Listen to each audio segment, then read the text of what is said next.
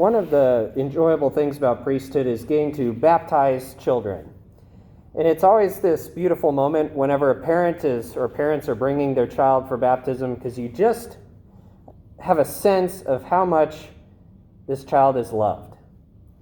First of all, because you're bringing this child to baptism, so you must have a great love for the child because you want him to have grace.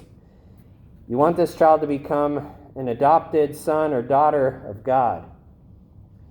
And even more than that, I can only imagine the difficulties that parents have to deal with these little ones. These little ones who basically the only things they can do are eat, sleep, cry, and cause messes. And yet, how deeply are these children loved? They can do absolutely nothing to earn love, and yet they're given it unconditionally and immensely.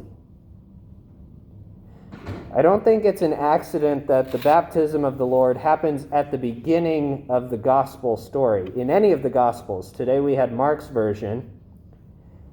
And then we hear those words, "This is my beloved Son, with whom I am well pleased."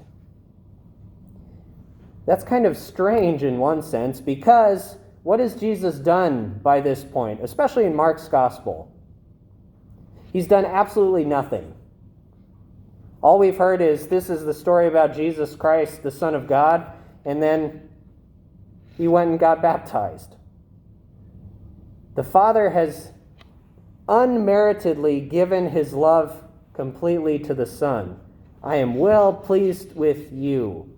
Before you even do anything, I love you.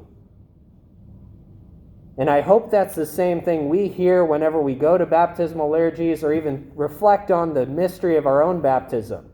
That when we were baptized in love.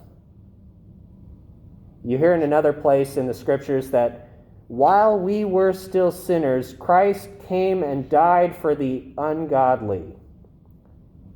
Before we were even able to make a return, he dies on the cross. Before we were even born, some 2,000 years ago, he's already loving us. This is a great mystery.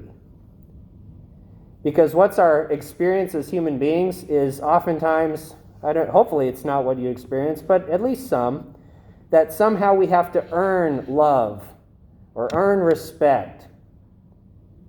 Everything about a capitalistic society is, you work so you get paid. You do something for me so that I do something for you. But at least with God, that is not the case. And it's so scandalous that whether we're the biggest sinner on the planet or doing every charitable work of mercy, God still loves us. What a mystery. And the reason that we ideally show up here to Mass or the sacraments or do good works and all these things is because he first loved us. And because we've experienced that love, and the only response our heart can give back is, yes, I love you too. You loved me first, and I want to be a part of that love. I want to be close to that love. So no matter where your heart is right now in any of your relationships on this earth, I hope at least with God, you can understand and realize a little bit more in the depths of your being that you are loved unconditionally and that he wants you desperately for himself.